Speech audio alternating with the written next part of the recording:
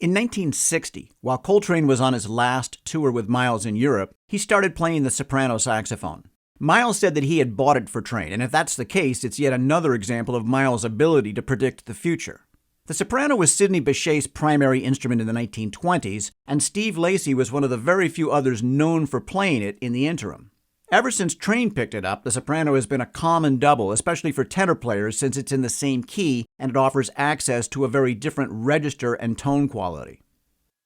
Train expressed his desire to examine the music of the past as a way of moving the music forward. He said, "There's so many things that I want to do that possibly have been done already. When I got my soprano, I bought some of Sidney Bechet's things to try and find out what he'd done on that instrument." Train's 1961 record, My Favorite Things, was his first album on soprano and his seventh as a leader. His extended modal version of My Favorite Things, a song originally sung by Julie Andrews as Mary Poppins, became a surprise hit, eventually reaching gold record status, with McCoy Tyner on piano and Elvin Jones on drums and Steve Davis on bass. Steve Davis was eventually replaced by Reggie Workman on bass. Here's Reggie talking about his experience coming into the group. He had McCoy Tyner and Elvin Jones, and those were two powerful constituents right there, and they had been working together for a while. So when he asked me to make that tour, I was happy to do it, but I didn't realize the power of that band. I didn't realize how much energy it took to really meet them on the plateau where they had come to. First couple of jobs were so difficult for me where in order, naturally, I'm going to try to keep up with the evolution of what they were doing. And it took so much energy. It was so powerful and so high that I would be so tired by the time the gig was over that I would almost sleep until time to come back to the bandstand the next night. In 1962, Reggie Workman was replaced by Jimmy Garrison. Along with McCoy Tyner and Elvin Jones, this was Train's most famous group. They're playing Train's tune Impressions, which is built on the same modal harmony as Miles's tune So What. This clip demonstrates the power that Reggie Workman was talking about, especially in the duet with Train and Elvin, and it makes you realize how unlikely it would be to see something like this on TV these days. I love the fact that while the other three are dressed in coat and tie, Elvin is wearing what looks like a lumberjack shirt.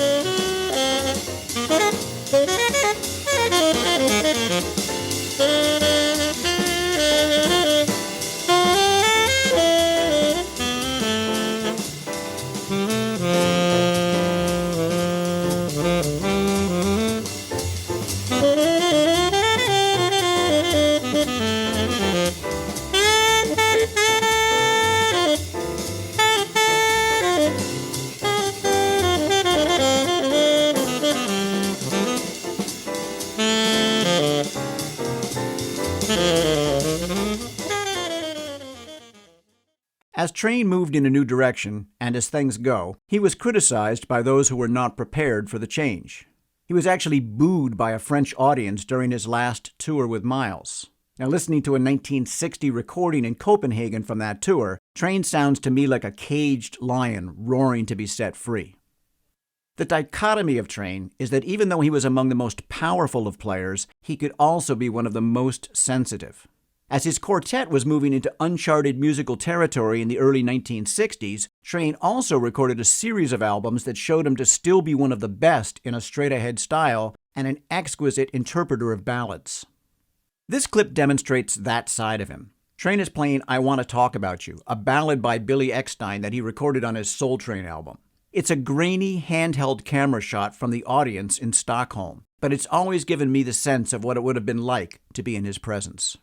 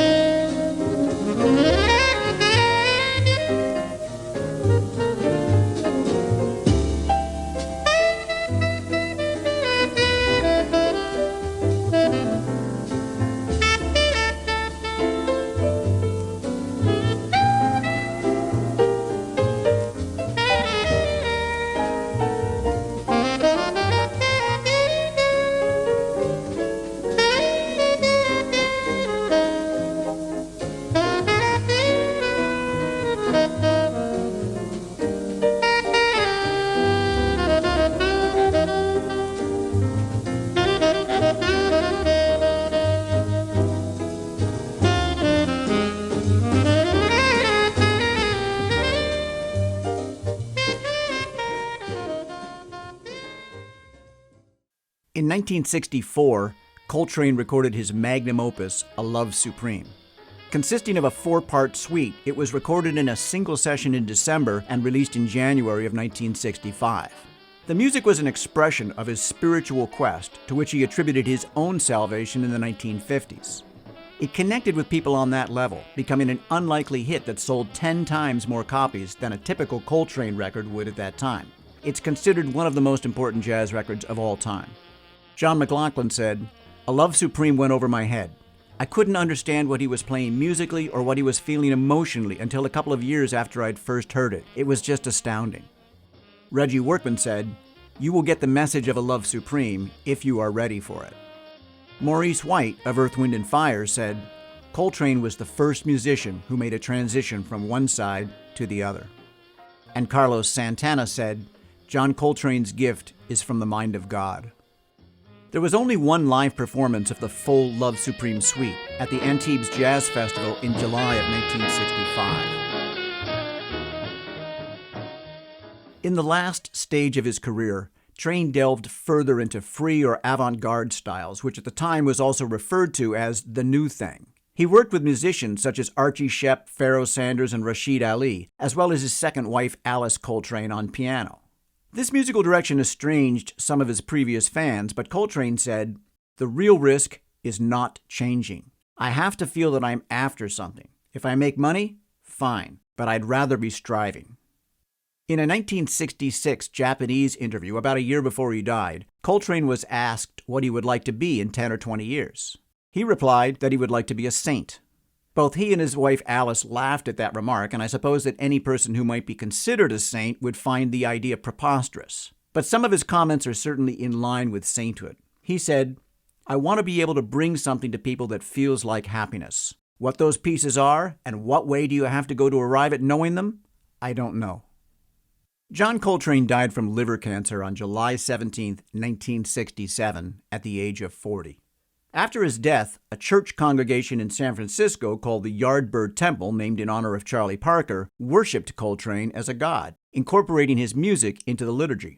They later became affiliated with the African Orthodox Church, which required that Coltrane's status be downgraded from god to saint. So his comment may have been more prescient than he realized.